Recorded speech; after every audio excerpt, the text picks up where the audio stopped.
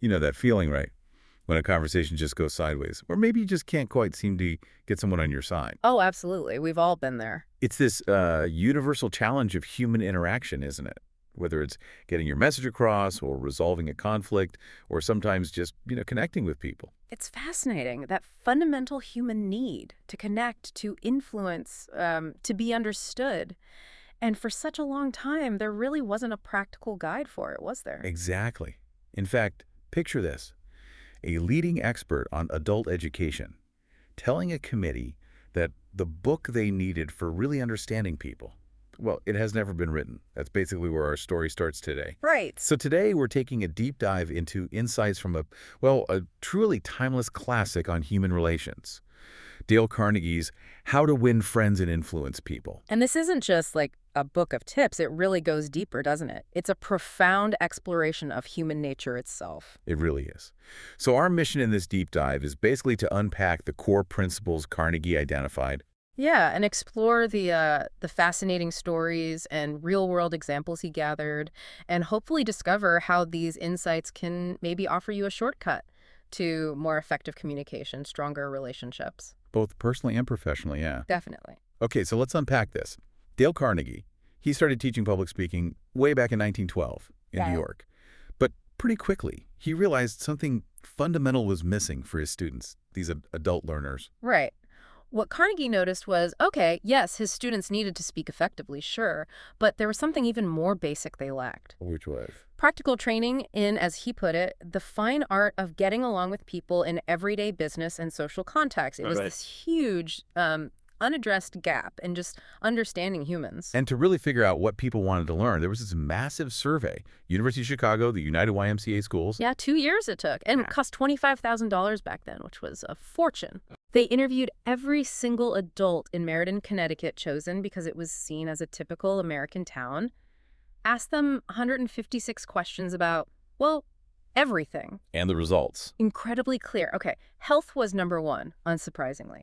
But right after that, People. people, exactly. How to understand them, how to get along, how to make them like you, how to win them over to your way of thinking. It wasn't some niche thing. It was this widespread, undeniable demand. But even with this clear need, there was no practical textbook, right? That expert even confirmed that the book people needed hadn't been written. Right. And Carnegie, he'd been searching for years himself. He knew it was true. So he basically decided to create that missing manual himself. Pretty much. And here's where it gets really interesting. He didn't just sit in an office and theorize. No, he went out and personally interviewed scores of successful, world-famous people. I mean, think about the list. Inventors like Marconi, Edison, Political leaders like Franklin D. Roosevelt, business giants like Owen D. Young. even movie stars like Clark Gable.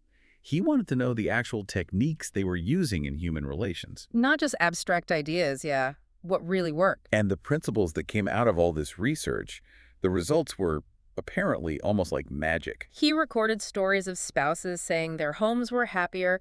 People were apparently so amazed by what they achieved using these ideas, they'd actually call him at home on Sundays. Couldn't wait to share. That's incredible. There's that one story about a man who heard a talk on these principles, and he was so stirred up he discussed them all night. Right. He was apparently so shaken by his own past mistakes and just inspired by this new and richer world opening before him that he couldn't sleep for 2 whole days. Wow. That shows the kind of profound impact we're talking about, a real shift in perspective. Indeed.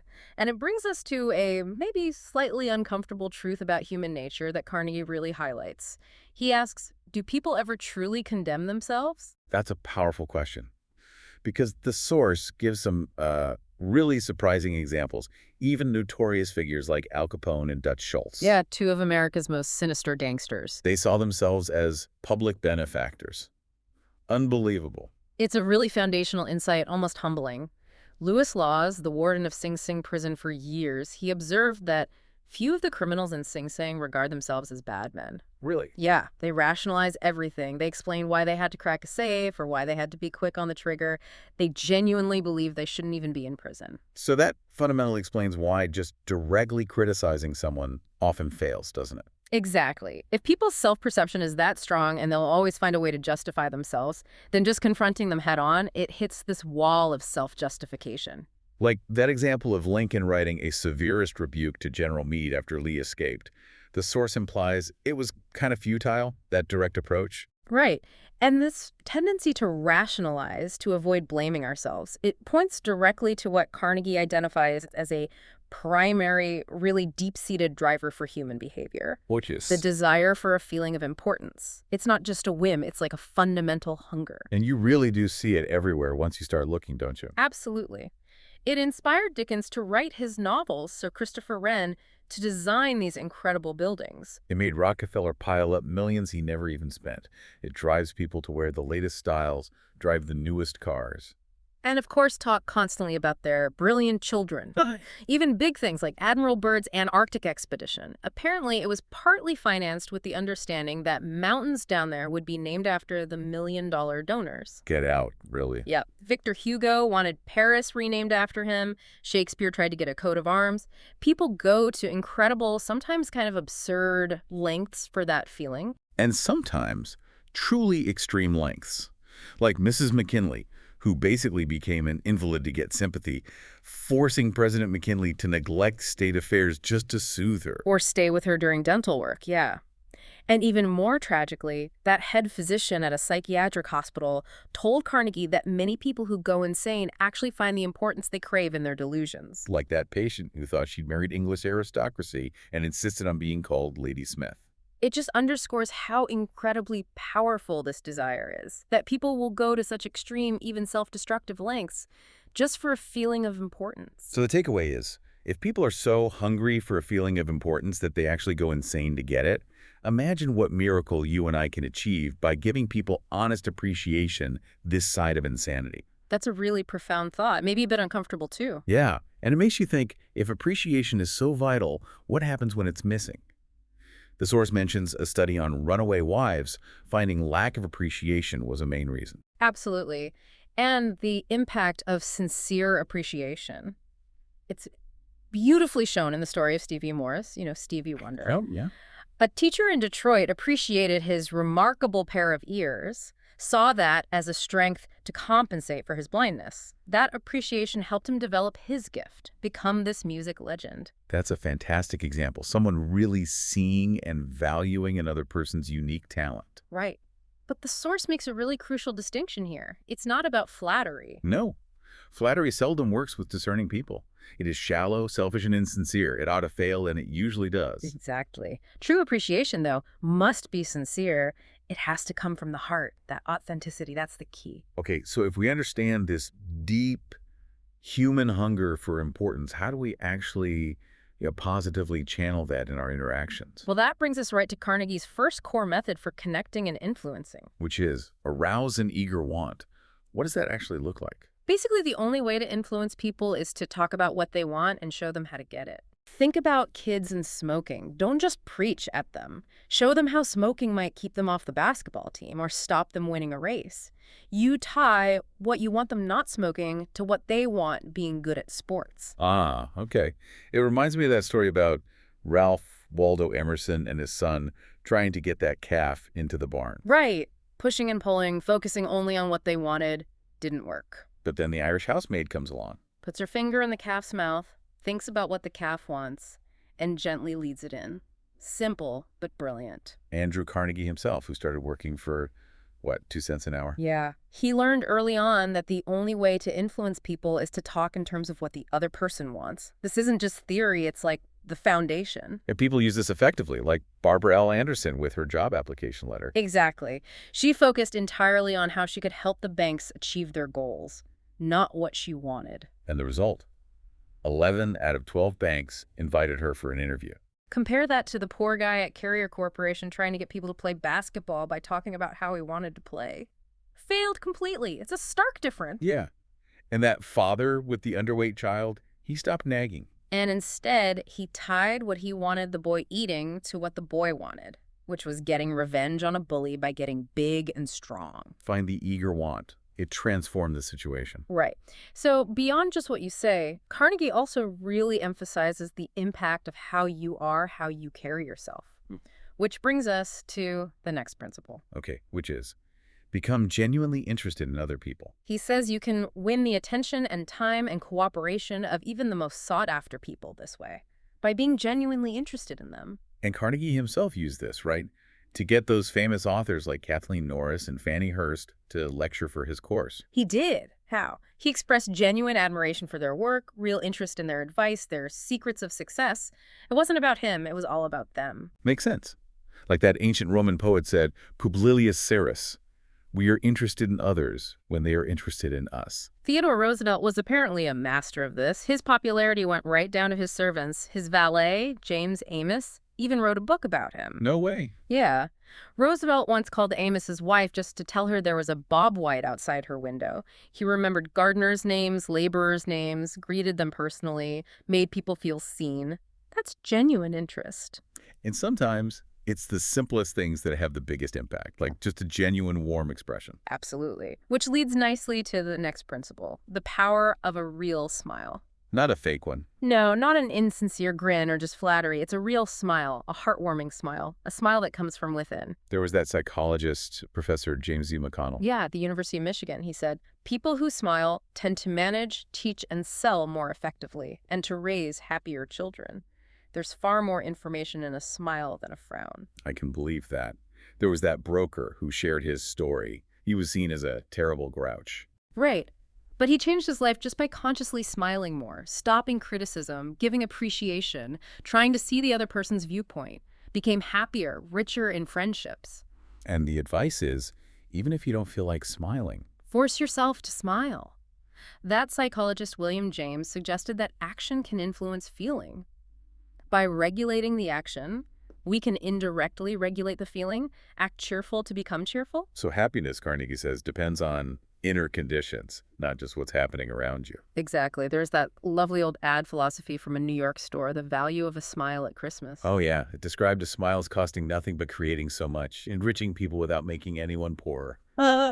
Nature's best antidote for trouble. Lovely. So building on that personal connection, there's one specific sound everyone loves to hear, another crucial principle. Remembering a person's name. Sounds so simple, doesn't it? But Carnegie stresses, a person's name is to that person the sweetest and most important sound in any language. Emerson called good manners petty sacrifices. And making the effort to remember names definitely falls into that category. It takes effort. Think about Andrew Carnegie again. Trying to end that bitter rivalry with George Pullman over sleeping cars. How did he start the meeting? Not with demands, but with a simple, personal, "Good evening, Mr. Pullman." Exactly. That little act of respect using his name, it just set a completely different tone. Okay, but what about when things inevitably go wrong? You make a mistake. What then? Well, that brings us to a really powerful one.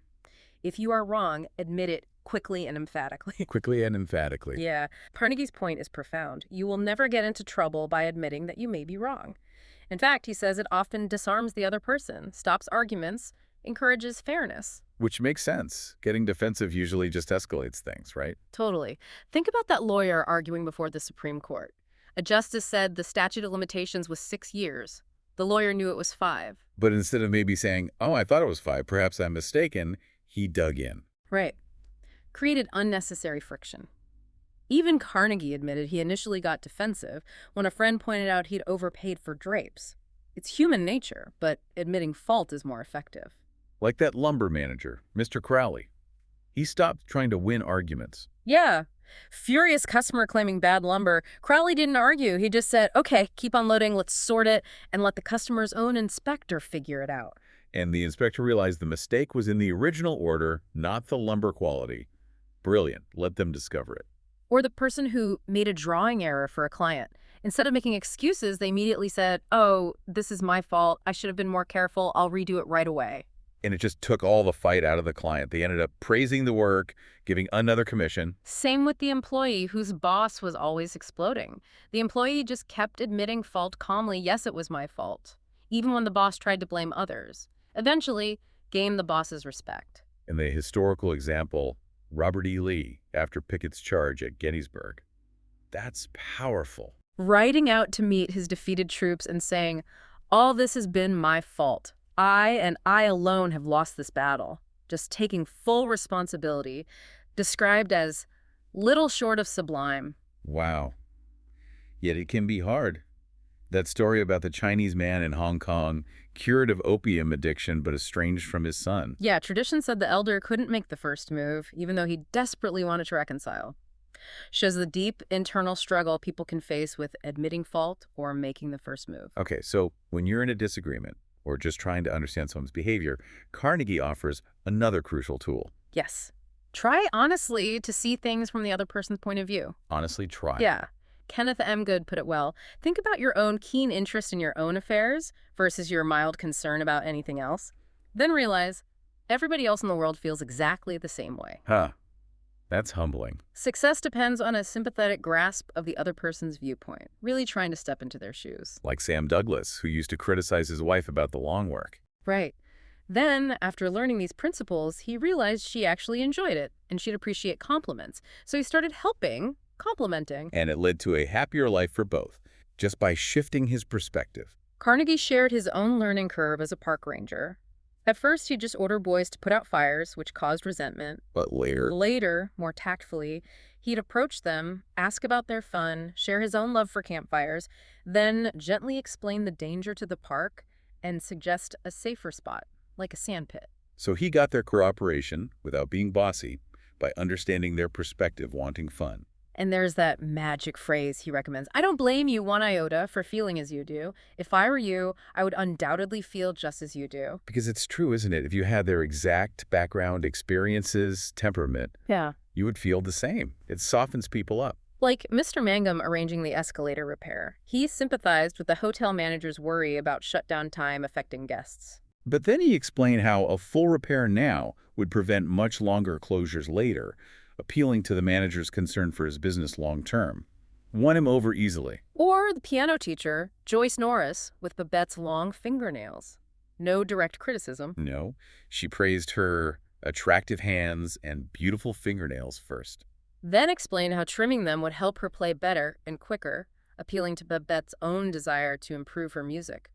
Babette trimmed them herself. Focusing on the other person's desire again. And Mr. Thomas, the car dealer, he just assumed customers disputing bills were sincere and honest, let them adjust the bill themselves. And most gave the company the benefit of the doubt. And he ended up selling new cars to all 6 of them later. Shows the power of trust and empathy. Definitely. So if you're genuinely interested and you're trying to see their point of view, what's one of the best ways to actually do that and show it?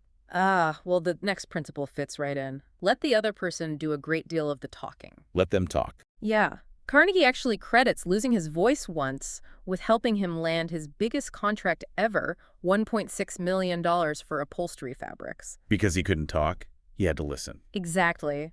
He said he discovered, quite by accident, how richly it sometimes pays to let the other person do the talking. It forces you to truly listen. Like Barbara Wilson, with her rebellious teenage daughter, Lori, things improved dramatically when she stopped lecturing. And just asked, why? Lori, why?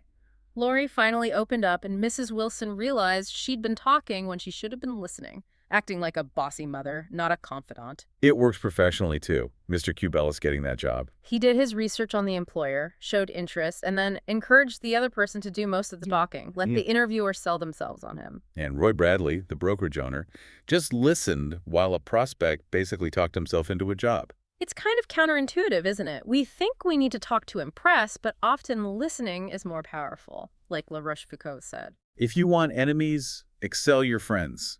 But if you want friends, let your friends excel you. Yeah. People love talking about their own achievement. Right. So finally, tying back to that really fundamental desire for importance we started with, how can we genuinely bring out the best in others, encourage their growth? The last 2 principles seem connected here. They really are. Praise the slightest improvement and praise every improvement, and also give the other person a fine reputation to live up to. That desire for importance is just so key. Like Keith Roper, the print shop supervisor. He had this new employee with a really bad attitude. Instead of firing him, Roper praised the guy's work quality, specifically pointed out why it was superior, how important his contribution was. Gave him a reputation for high quality to live up to. And it transformed the employee's attitude and performance. William James argued people are mostly only half awake, living far within their limits. They have all these powers they don't use. And Carnegie believed our magic ability to praise people and inspire them with a realization of their latent possibilities can literally transform them. the message is so clear. Abilities wither under criticism. They blossom under encouragement. And this ties into how we offer correction, too.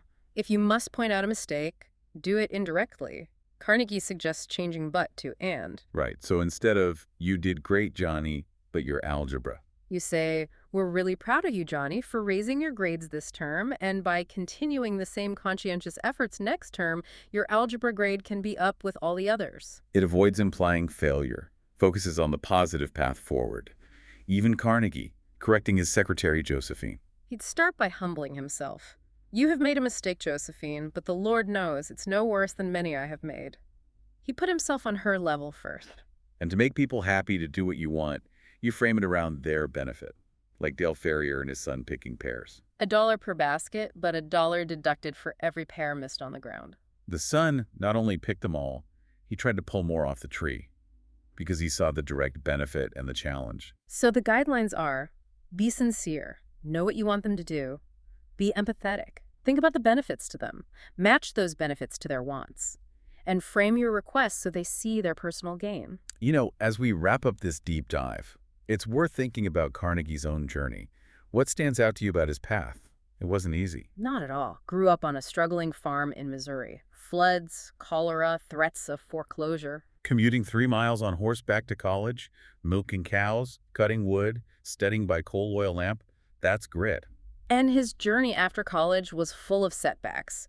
Failing at selling correspondence courses, apparently weeping in despair. Traveling by freight train, feeding wild horses just for passage, selling bacon and soap in the Badlands. He even had to learn bartering, selling shoes right off store shelves because people couldn't pay cash. He really had to understand people and persuade them just to survive. He learned these principles the hard way. And even when he started teaching, the YMCA doubted him at first, refused him a salary. But he believed in it, agreed to teach just on commission. And within 3 years, he was earning $30 a night instead of the initial $2 they wouldn't guarantee. That's incredible. A real testament to the power of what he was teaching. And because the existing textbooks were too academic, too theoretical, he wrote his own public speaking and influencing men in business, which became hugely popular. Professor William James, again, noted the average person only develops maybe 10% of their latent mental ability. Carnegie, through his courses, his book, he really created one of the most significant movements in adult education, helping people unlock those latent possibilities. It's quite a legacy. It really is. Yeah.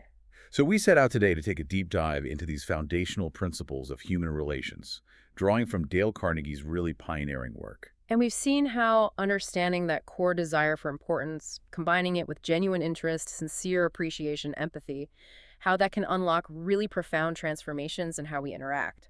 You've heard the stories, right? From famous leaders down to everyday people, parents, employees, and the concrete ways these principles were applied, often with surprising results. Yeah, those specific examples really bring it to life. So what does this all mean for you, listening right now? Think about the next conversation you'll have, or the next challenge in one of your relationships, maybe at home, maybe at work. How might you apply just one of these insights? Could you consciously try to make the other person feel important? Or maybe just focus on letting them do most of the talking? Or even just offer a genuine, sincere smile. Sometimes the smallest things. They can make a huge difference.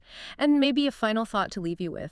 The source reminds us that abilities wither under criticism, they blossom under encouragement. Right. So if giving honest appreciation and praise can actually help people tap into powers they didn't even know they had, achieve things that seem like miracles, just imagine the unspoken potential sitting there, waiting to be unleashed in the people all around you, simply by changing how you connect with them.